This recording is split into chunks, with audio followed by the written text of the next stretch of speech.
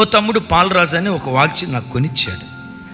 అప్పట్లో చింతల్లో ఒక స్థలంలో ఆదివారపు ఆరాధన జరిగేది. ఎక్కడో మొత్తానికి వాచి పోయింది. సరే ఆ ఆదివారం సాయంత్రం అక్కడ ప్రార్థనకి వెళ్ళాను. ఎబినేజర్ అన్న, సుధాకర్ అన్న, ఒక మన పాతోళ్ళు వచ్చారు.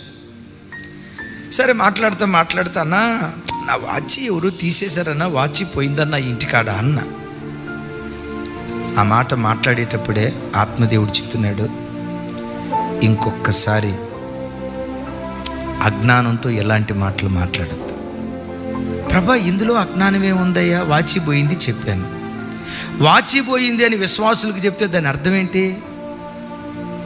వాచి పోయిందని విశ్వాసుల ముందు చెప్తే ఇండైరెక్ట్గా వాచి కొనియమనే కదా.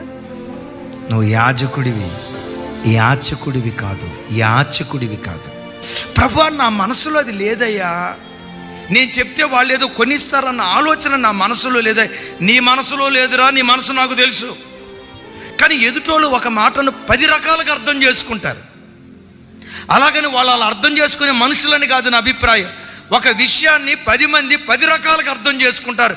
అన్నకు వాచి లేదంటే కొనిపెట్టమన్నారా? అయ్యో పాపం, అన్నకు వాచి లేదు, మనం కొనిపెట్టాలి. రకరకాల ఆలోచనలు వస్తాయి. ఎప్పుడు నీకు తెలుసా, ఆ రోజు నుంచి ఈ రోజు వరకు చేతికి వాచి పెట్టుకోవటం మానేశా. నా చేయి చూసినప్పుడల్లా పరిశుద్ధాత్మ దేవుడు ప్రతి విషయం మనతో మాట్లాడుతూ మనకు నేర్పటం ప్రారంభిస్తాడు. చంటి బిడ్డతో తల్లి మాట్లాడినట్లుగా, కొడుకుతో తండ్రి ముచ్చటించినట్లుగా ప్రతి విషయంలో పరిశుద్ధాత్మ దేవుడు మనతో మాట్లాడతాడు. వాచి పెట్టుకోవటం తప్పు అని కాదు నేను పెట్టుకుంది. ఆత్మదేవుడు ప్రతి క్షణం మనతో మాట్లాడతాడు అని పదే గుర్తుకు తెచ్చుకోవడానికి నా చేతికి వాచి పెట్టుకోను. వినే బుద్ధి నీకు ఉండాలి కానీ, లోబడే మనస్తత్వం నీకు ఉండాలి కానీ, తల్లి తన చంటి బిడ్డకు అన్నీ నేర్పినట్లుగా పరిశుద్ధాత్ముడు ప్రతి విషయం నీకు నేర్పుతాడు. ఏ విషయాలు నేర్పుతాడో చెప్పమంటారా? నీ తలకట్టు ఎట్లా ఉండాలి అది కూడా నేర్పుతాడు. నీ డ్రెస్ స్టైల్ ఎట్లుండాలి అది కూడా నేర్పుతాడు. నీ గడ్డం ఎట్లుండాలి అది కూడా నేర్పుతాడు. నీ వేషధారణ ఎట్లుండాలి అది కూడా నేర్పుతాడు.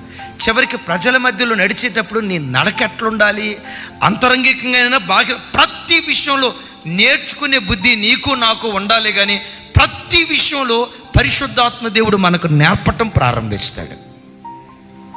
వినే బుద్ధి నీకు నాకు ఉండాలి కానీ, కూతురుతో తల్లి చెప్పినట్లు, కొడుకుతో తండ్రి ముచ్చటించినట్లు ప్రతి విషయం దేవుడు మనతో ముచ్చటించడం ప్రారంభిస్తాడు.